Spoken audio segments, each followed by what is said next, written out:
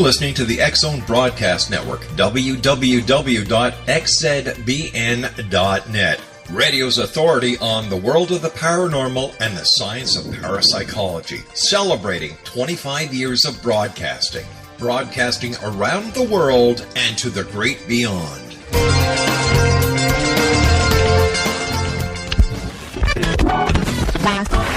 All Hit Radio.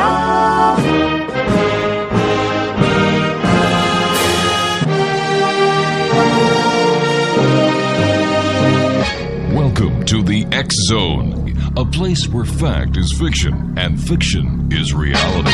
Now, here's your host, Rob McConnell.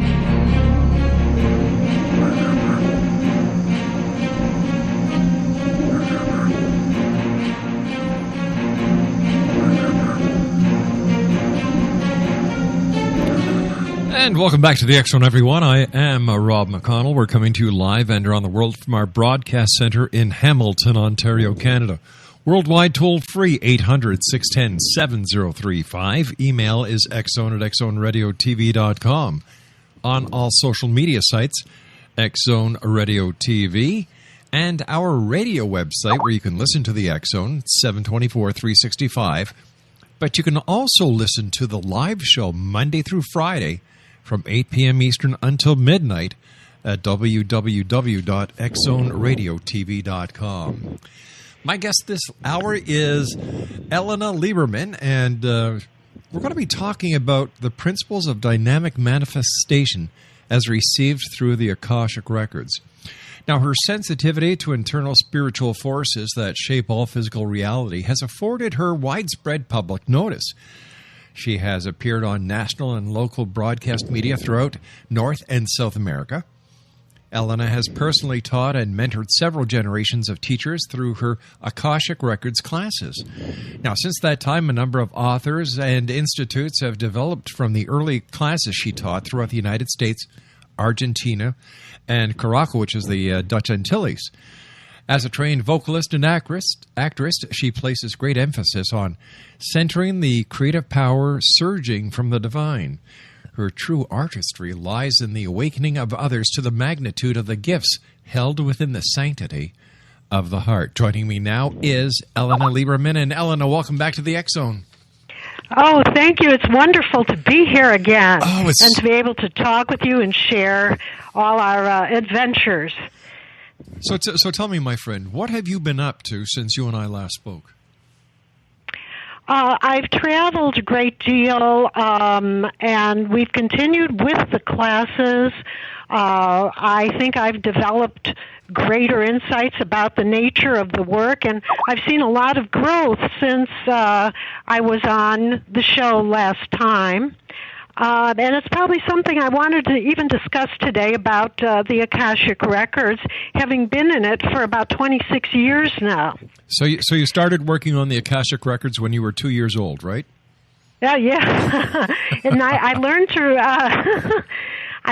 to access the Akashic Records in 1990 in the Bismarck Hotel in Chicago.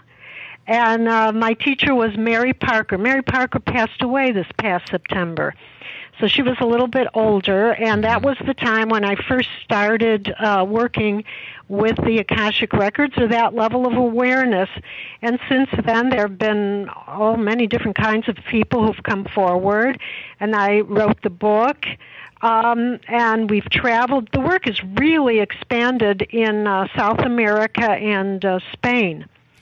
And originally, my sister and I went down there, and from that point, they have hundreds of people who have opened their own businesses and pursued various spiritual callings from the original classes with the Akashic Records that we did about 20 years ago. Why don't we do this? Why don't you explain to our listeners who may not have had the pleasure of listening to you the last time you were with us, and tell us all about the Akashic Records? The Akashic Records have actually been called the archive of all being. And one of the older quotes, one of the very famous ones, was taken from the Theosophical Society, the Aquarian Gospel of Jesus the Christ. And it states in the introduction to that piece that the Akasha is of such exquisite fineness that even an ether anywhere in the cosmos registers an indelible impression in it.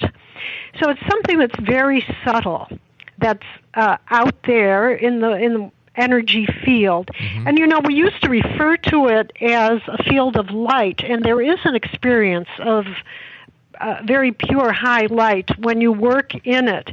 But now they believe that it's even more subtle than light. And actually, it's the physicist Erwin Laszlo who started to write about the Akashic Record, or the Akasha, or the Akashic Field. That was the name of one of his books.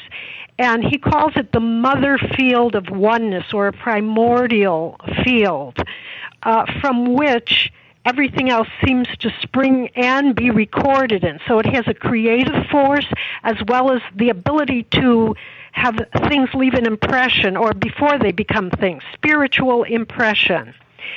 So other people define this unit, the Akasha, and sometimes it's defined as the primary substance where spirit is infused into matter.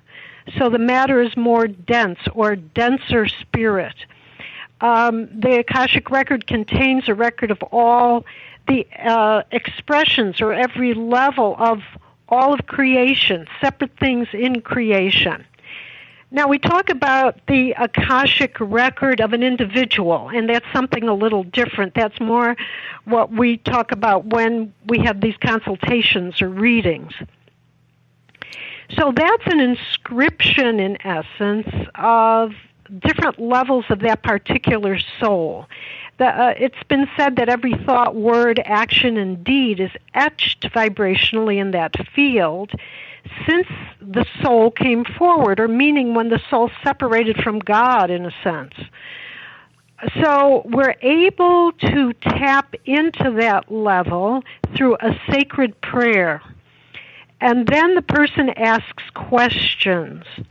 The questions are not just intellectual questions, like what happened to me in 1921, for instance. That's not the type of question. It has to be a sincere, heartfelt question, one that would lead to personal development for that person. So we say the prayer as the key to open and connect and hold that level of connection, and then we begin to delve into the area that the person is seeking. And hopefully they gain clarity, they are uplifted, and they return to themselves in a deeper way, filled with compassion and understanding of who they truly are, almost as if something has been lifted from them, and they can develop their lives with greater clarity and make better choices. And that's basically what we do in a consultation. So how did you discover the existence of the Akashic Records? At the time, in about 1989, my husband was seeking a spiritual connection. And someone told him about Mary Parker. And then he went. And he actually said, I don't know what this is. But it sure is, it's wonderful, and I think you'll like it. There's a very interesting woman, and you ask these questions, and suddenly you have deeper feelings. It's like you're led into some kind of understanding, and he thought I would like it. And so I went to the class, and what happened to me between the first and second day of the class was amazing. When I went home, I had this feeling of like a room opened up filled with light and love. There was an understanding that went on. I accepted myself in a better way. I grew from it, and also I could understand people with greater compassion. Now, I was always somewhat sensitive to people, but it was that an understanding occurred, and it was positive. something was let go of. No matter what you would see, you could see it was leading towards a deeper part of them, a part that would return them to a sense of spiritual connection. And that's really, that change of seeing that light and love, it was then that I decided I want to do this. This is a good thing for people. And I began to pursue it in 1990.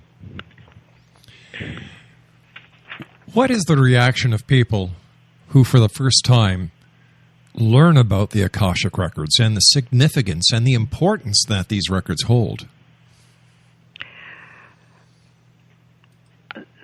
It's very eye-opening to them. At first they say, well, I'm not really sure what this is. Mm-hmm. And then when they move into it, there's a feeling about it. And one of the main points of the particular lineage that I follow, there's something that Mary Parker used to always say that's very important in this teaching, which is, you can go home to your spiritual home right now. If you will be willing to go deep enough into your own heart without judgment and learn about things that may have happened to you in such a way that you have reverence and respect for your life, you can return home to a spiritual home of security and very deep connection. And I want to bring forward something that I've observed from working with this for some time now. Sure. Every person who stayed with it from earlier classes either became more religious, actually, in a way that supported them. Now, this teaching is not for one type of person or another, but they either became more religious or they became deeply spiritual and went on a spiritual path, or they entered into a very close relationship with God and allowed grace to come through their lives on a regular basis. They changed. They grew. And it's really amazing. And I would like to share something else. I debated about sharing it. Before Mary Parker passed away, she had certain health challenges, so she really could not continue giving consultations and such. She had tried many religions in her life, and she actually, towards the end of her life, said, you know, I've made a decision to go back to the Mormon church.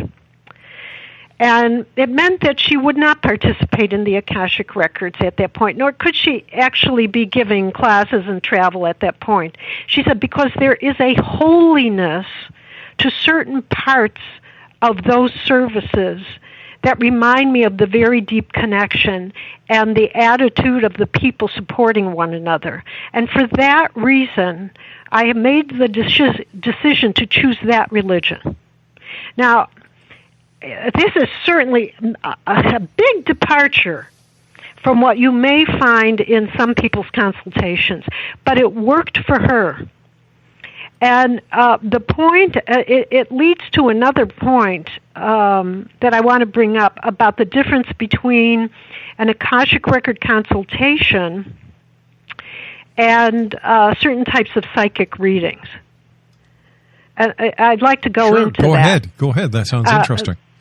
The Akashic Record consultation is not about making predictions. It is about your potential, the possibilities of unfoldment, and letting go of that which does not support you to move deeper into your life. So it's very much about growth, development, and giving over those areas that stop your gift or abilities from manifesting. So it's more about a path that allows you to be uplifted and to let go of fear, blockages, anything that is limiting in your belief, and to find ways that will support you and connect you. And we do my teacher, Mary Parker, traveled with a wonderful man who's still working today, Ed Comney, and Ed did a lot of work on grace, receiving grace, and it was called to his attention through the Akashic Records, and then he developed he developed ways that we can let grace come into our lives. And what that is about, especially in the depth of an Akashic Record reading, is that I will let go. Right now I am willing, I see this pattern, and I'm willing to start to let it go and just become more deeply connected to divine love and compassion. I'm letting go, and there's a forgiveness. It doesn't mean someone's right or wrong. Someone could be wrong, but I'm going to release it. I'm going to give that over to God, and now receive of this beautiful energy called grace, this wonderful favor that can come into my life, into my heart. And I will open my heart to that and start to let go of where I was focused before, and allow this other piece to be there for me in this very deep connection. And with that comes almost a sense of rebirth or return to the pure self, which we consider the authentic self. So it is a tool to support a person for finding their spiritual service or their closeness to God. That comes out a lot during a consultation. So it's really kind of different than predicting what's going to happen next or what to avoid or what someone else is thinking. None of those are really relevant in the Akashic Record consultation.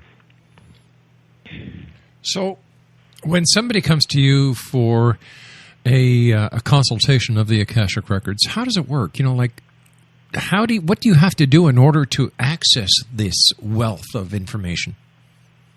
The person, it's interesting because I was listening to the ad about a person's name. We say a sacred prayer, and we do need their name, their current name. And that's part of it. And all of this has a vibration that aligns us to enter and hold this deeper, more spiritual level. Now, this brings something else up. Do people go into the Akashic Records without doing that? That's the question. Do people just enter into the Akashic Record? And the answer is yes, they do. Especially creative people. When people get creative ideas or have a vision on how they want their life to go, that they want to move towards, they're in that level in their heart and in their mind that may well be their Akashic Record, their spiritual inscription. The difference between what they're doing and what I'm doing is that we are holding that level. In a class, we identify the level and keep going there and holding it. And then we're asked to see, how does it differ in our perception and our feeling in our heart? How is it different from other levels? How is it different from intuition? How is it different from my normal waking consciousness? So you start to identify when you're there and hold it so that more information can come through. Many people use it as a creative tool. Ronnie Reisler, my sister, enters into the Akashic Records and draws mandalas for people showing symbolism for their life in the sacred circle. And she uses a mixed media. So you can use it as an artistic tool as well. So in a consultation, people are going to have questions. And they come with questions about health, a lot about patterns that seem to come up that bothers them, and they would like to release that. A lot about relationships, a lot about dreams, what they're meant to be doing in their life. So a lot of questions are built around that. The key is that the questions have to be about what's coming from your truth or your heart. It can't be a test question, because that'll give a shallow answer. How often are the Akashic Records updated? A client, it used to be that we worked every year with a client. Mm-hmm. What's happening now is that there's kind of this new profession of coaching has happened. So people will come back and start to ask, this keeps coming up for me. Let's work on that today. So it's a little more frequent than it used to be, that people come up to focus on certain areas of their life and see if they're really clearing it so that new and fresh information can come to them creatively. So it's a little more frequent than it used to be. How long would it take someone to learn what it takes so that they, too, could read their own Akashic records? We do have levels of classes. Our first level of class is reading your own Akashic records and journaling. Now, journaling is a very valuable tool. It's very validating, and it allows you to ask questions and go back and forth from different parts of yourself with the Akashic records open, which means you're accessing them, and to see how you think and how it changes when you're in a different consciousness, which is in the Akashic records. So you're able to write that down and develop an inner dialogue just within yourself and grow and see how you're growing in that way. The next class is working with others. So we're given a variation on the prayer to access another person's Akashic record and then to see what depth of information can be brought forward that you share with the other person. So that would be your next class, and that's done at least 30 days later. So you, in the meantime, have been practicing just in your own journal. Then there are more advanced classes. There's something called a level 3 class, which has to do with different levels of energy and also creativity. And a level 4, when a person really wants to devote themselves to the process and how they have to clear certain things in their life to give enough time and energy to be working at that level. And then there's training to become a certified consultant or even a teacher. A teacher is someone who has really integrated it and sees it as the way of life, a way of life for them. So there are a lot of levels.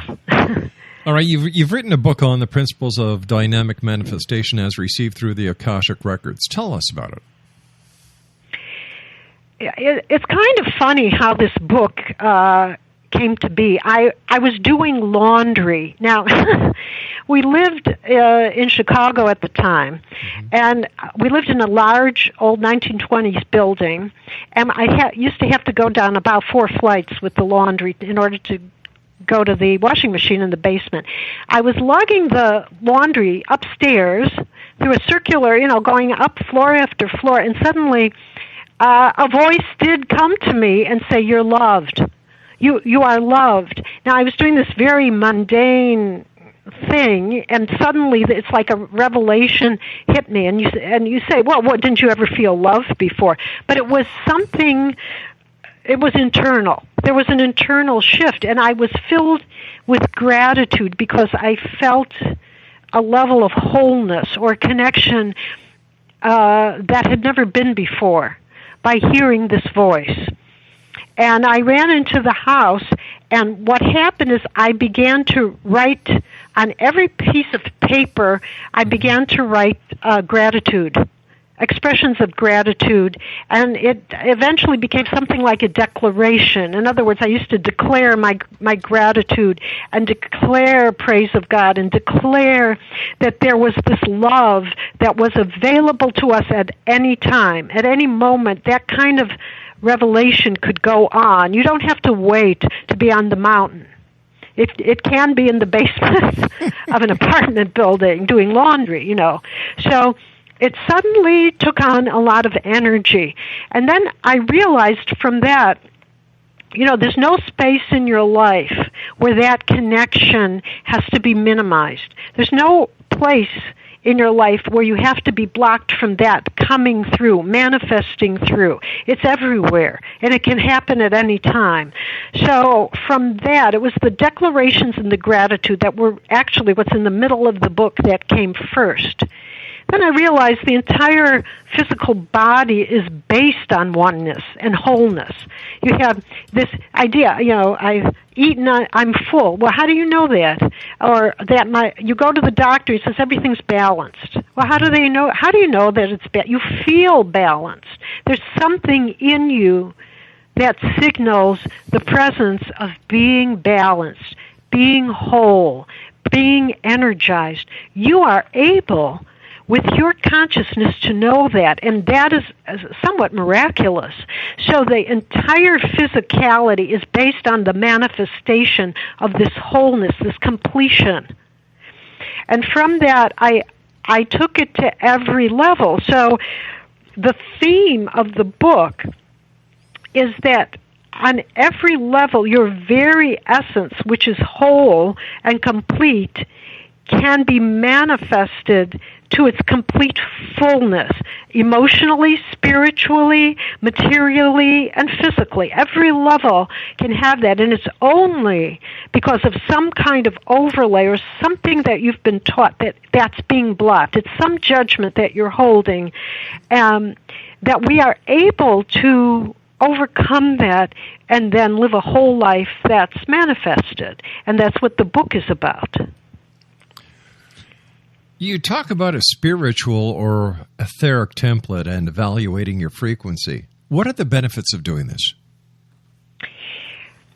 So we have something called a spiritual template, and we can see this. There's a way to see it very simply, not even in a human being. If you take a plant, and many people do this, you take a plant and you put it against a white wall. And what you can see, if you look back away a little bit, you may see the projection of like a blue. It sometimes looks blue to people. Little projection of a blue light, and in the shape of a leaf, and that's where a leaf is going to grow. Or if you cut a leaf of the plant, what you'd find is there's still a projection in sort of a pale light of where that leaf once was. That is the etheric template of the plant. And that template is more sophisticated in people. There are layers of energy that are projected actually from the soul. They're projected to form a physical being or physical expression. And it's pretty elaborate. But what we find is that although it's true that, for instance, emotions are just, some people say energy in motion, but thoughts are also energy in motion. But it's just energy. Anger is energy. But what you find is that energy has a vocabulary, and that energy has a consequence, and it has a frequency. A good one is anger. Anger is powerful. It's forceful. The energy is somewhat jagged, and it has a certain frequency, which is, it does propel you forward, but it does not uplift you. It cannot sustain uplifting you. Whereas if you take love and the power of opening a heart, like through gratitude or genuine praise, which is praise that comes really from the heart, what you find is the barriers are lifted. You expand and you lift up. The frequency lifts up. So if you want to create an etheric template that will elevate your life, you have to begin to discern and select those things that will be uplifting, both in what you say about yourself and the words that you put out to others out loud in the universe. I was really thrilled. It was very validating because there's a new bestseller out by the Reverend Joel Osteen about the power of I am. And he talks about declarations. And I thought, oh, this is really wonderful. You know, he's so well known. And he's talking about declarations and saying them out loud. Saying not negative things. I am a child of God. I am talented. Mm-hmm. I am worthwhile. And to begin to declare praise. And in every religion, there is quite a bit of discussion about what words you say and what words you select and the power of the word. And this is documented, it's certainly documented in Genesis, when it says actually that if you read commentary, it says that God created the world through divine utterances, and we are fashioned, the entire sound current of God is fashioned, our words are fashioned after that. So when we begin to declare, which is a very big piece of my book, declaring out loud in very positive terms, interwoven with praise and gratitude, how you would like your life to go in an uplifting manner, and to begin to say that on a daily basis. And you may say, well, oh my God, I didn't say it out loud, and how much time do you think I have, and all those kinds of things. Sure. But you will find when it's heartfelt that those things will actually start to manifest. They will come to be, and that's why it's very important that they're said positively, with clarity, and with feeling. Stand by, Ellena. You and I have to take a brief break. Exonation, our guest this hour is Ellena Lynn Lieberman. Her website is www.dynamicmanifestation.com. That's www.dynamicmanifestation.com. And we'll both be back after this short break as we return to this place that I call the X Zone. It's a place where people dare to believe and dare to be heard. And it's a place where fact is fiction, and fiction sometime actually beats reality. Once again, if you'd like more information on my guest this hour, Ellena Lynn Lieberman, her website is www.dynamicmanifestation.com. That's www.dynamicmanifestation.com. And once again, we'd like to welcome all the listeners in Europe listening to us now from Belgium's only English-speaking commercial radio station, and that's radiox.eu. Nope, no connection, no relationship, just coincidence. I am Rob McConnell. This is the X Zone. We'll be back on the other side of the short break. Don't go away.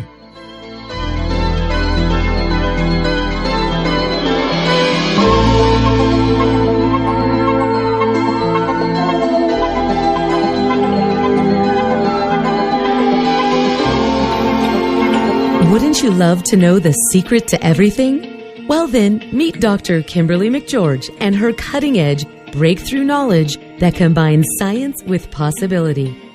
Dr. Kimberly brings real-life answers and healing to those open to alternative solutions. She teaches solution-based programs and classes that will change all areas of your life forever. Specializing in conscious creation, intuitive readings, and energy medicine, you can rapidly shift health, relationships, business, and money and abundance challenges quickly. Receive her best-selling book, Secret to Everything, at no cost by going to secrettoeverything.com/X-Zone. That's right, transformation can start now. Just go to secrettoeverything.com/X-Zone and receive Dr. Kimberly's book for free.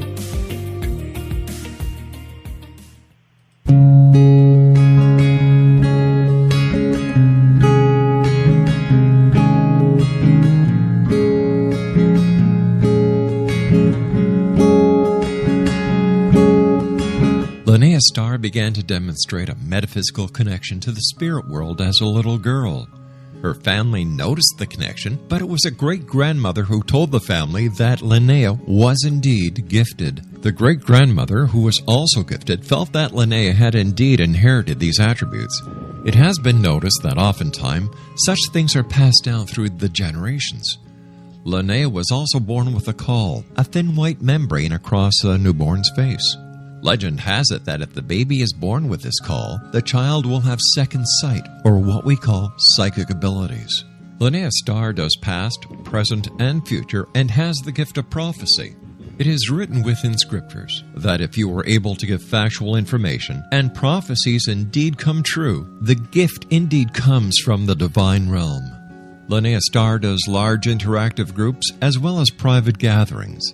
For more information on Linnea Starr or to contact Linnea for a one-on-one consultation, visit her website at www.linneastar.com. That's www.linneastar.com.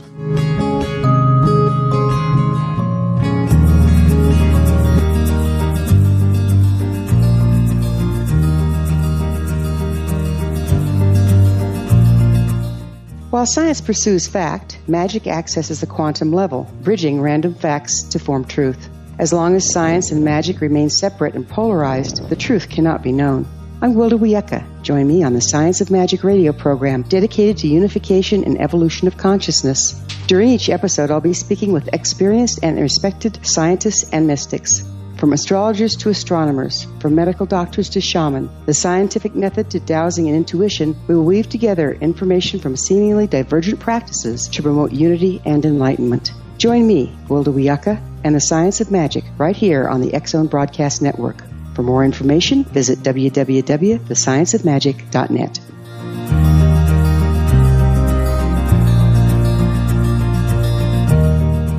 Little children aren't the only ones afraid of the dark. Millions of soldiers return from war zones with PTSD, anger, frustration, fear, and loneliness, much of which surfaces during the darkness of the night. You have the chance to change the lives of these American heroes. Songs and Stories for Soldiers.us provides free MP3 players for these men and women. With a list of 3 million songs in 16 different styles, 100,000 audiobooks, and 30,000 old-time radio programs, every veteran can find something to soothe and comfort them at no cost. All our players contain an 8-hour audio program designed to help veterans fall asleep. With 1,500 plus vets now participating, it's our goal to deliver 10,000 audio players this year. Go to our website at songsandstoriesforsoldiers.us.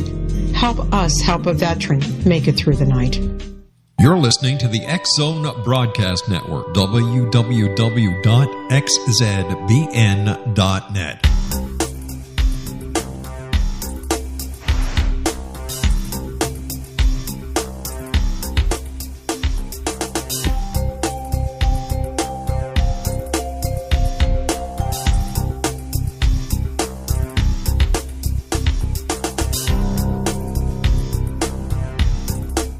My goodness, Exo Nation. Let me see. Somebody asked me if I could tell them what's going on in the New Hampshire primaries. Let me see.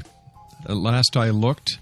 Oh, wait a sec. They're just putting it up on the screen for me now. Donald Trump is leading with 34%, followed by Senator Kasich, and then followed by Cruz. And Bernie Sanders, my gosh, he just beat the stink out of Hillary Clinton.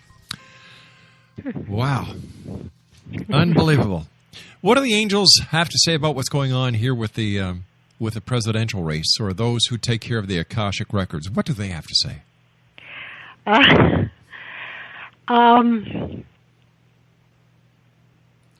Nobody's ever asked you that, huh? I generally don't answer political questions because I have clients from all different political... I've had political people as clients, and they're not always from the same parties or orientations, so I avoid it. well, I'm asking I guess I'm asking you to ask the powers to be in the Akashic Records. They're what neutral, I'm getting to say is that people want to go for trust. Yeah. Trust is very important, and actually not having things veiled or concealed to them, because the average person senses if something's off. They don't always know exactly what it is, but if there is a sensing, it's not necessarily taking exceptional abilities to say, I need a person I trust, a person who is truly transparent, and sometimes it's a rather outspoken person. So there needs also to be a leadership with a person who truly has a faith or an ability to apply principles to the country, and the other thing I'm getting is that they have to believe. They can't disguise themselves. They have to truly walk their talk, or believe. The public must believe that they are what they're standing for, or what they say they are. And there's been a lot of subterfuge or exposés on people, so they begin to question what's real, the public begins to question that, and that people are not searching for that. They want someone to trust, and that's pretty much what I'm getting as a response. So that's going to be a big factor in this election. In your book, you talk about declaring. Now, what are the benefits of this, and what does declaring mean? Declaring means that you are stating out loud in very positive terms that with the declaration is praise and gratitude, or that I am. It starts by being grateful, and you list every day. And if I were to give a blessing to audiences, it would be to allow the list of what you're grateful for every day to increase and acknowledge it, because you will expand where you're focused. So when you acknowledge what you're being given in your life to support you, it will grow larger and larger. And when you build from that and you declare, this is what I want in my life, and say, this is wonderful. These are the wonderful things. This is how I would like to live, and portray the scene. I'll give you an example of just one part of the scene that has indeed manifested. I'll use myself as an example. When I did the technique of declaration, it always started with me facing a beautiful ocean of tranquil, sparkling water. And that was the ocean that would be where I lived. I'd turn completely around, and I would see where my house was. And although I don't live in a house, I live in a high-rise or a low-rise, I did manifest living on a beautiful ocean.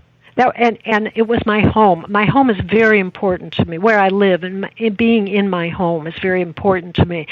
So that was a very deep feeling. The deepest feeling, and that movement of turning and seeing my home was one of the deepest opening feelings of the declaration. And that's the first thing that manifested. So by declaring that and feeling it, and the more reality you give it positively, the more you tend to move towards that and to organize the flow of your life to move towards that. And it's an acknowledgement every step of the way that what is coming through, what has been accomplished, so to speak. But many times it doesn't exactly feel like an accomplishment. It seems to be happening, supporting you, that you're being guided almost in it. And you're not totally passive. You do things. You're living. What's the experience of living each day in that way? So you are doing something, but it's a mixture of receiving from a higher place and then acting on it, choosing to act, choosing to express from a higher place, so that becomes your life. It enlarges and it grows, and then it becomes what is. Let me ask you this, and I'm sure you get this question many times over the year. Can money be spiritual? It's really a great question, and I haven't maintained a straight course on it. But I will tell you, when I was writing the book and came up with the process, I originally said that I put take money and put it next to sacred objects, like a cross, like a prayer book, things that are sacred to that person, and have it be there too as something sacred. And the reaction, actually, my husband said, he said, "You've got to be kidding. Are you telling people to worship money? That's like the golden calf. Are you telling people to worship the money?" I said, "No, I'm not. That's not what's coming through here. What I'm saying is that there should be no difference in having it reflect that kind of reverence and respect. That it shouldn't be the bad guy, right? As was the teaching, and still is the teaching in many spiritual circles. Money will corrupt you. The energy of money will lead you astray. There are so many sayings about what money is. Unless you donate to, it's more than 10%. How many donations? You have to at least donate this much. But what about the other part of it? Is there a way of seeing it, having the same reverence, being positioned as a reflection of the higher part? If you're one person, then can we place it at a higher level so that it's reflecting a beautiful temple, that it's reflecting a beautiful church, the great architecture, religious architecture, the great religious paintings? Does it reflect that impurity? And that's what we're after here. Then the next thing that comes up about money is, oh, come on. These really rich, they're really rich people who are complete, jerks. They don't treat people well. They're out for themselves. What do you mean? That's not their money's not on a high level, but since they have money, people are listening to them. They have influence. So that comes up a lot. That's a kind of thinking, actually, because we are whole, within ourselves, we're interconnected to the different parts of ourselves. What happens when a person is so off in their behavior, they may have money, but I point out in the book that other kinds of distortions come up, usually in the area of relationships. Usually it's something that goes awry in a scheme that sends them crumbling. At the time I wrote the book, it was the Madoff event that happened, and what happened there is he used people so badly. Then there were a lot of people who trusted him, and he gave a lot of money to charity, but it crumbled, and then you saw all the fallacies of it, and it was brought down. His empire was brought down. So when we talk about money reflecting something sacred, it's not give money to the church.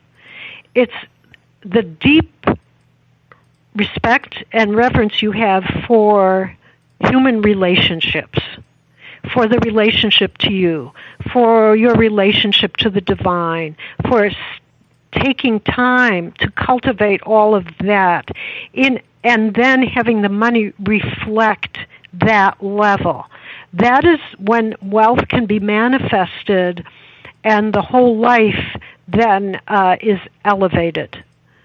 So that's what's meant about money becoming spiritual, and that working and devoting yourself to spiritual pursuits can also be compensated by money because it's reflecting something that is special and has a holy, sometimes a holy direction to it. So that's what's meant by money and relating to the material world. You were going to say something. Yes. There are a number of religions or spiritual pursuits that say that the material world is an illusion and you're not to be part of it. An example of that is people who just go off into an ashram and no longer participate in other aspects of living. And it's not as prevalent today, but it still goes on. And basically, what we're looking at here is the newer paradigm is one of integration. so that the person comes with the teachings, but he's part of society, that he doesn't isolate himself and, in fact, brings the light out into society. Brings it to the busiest part of society.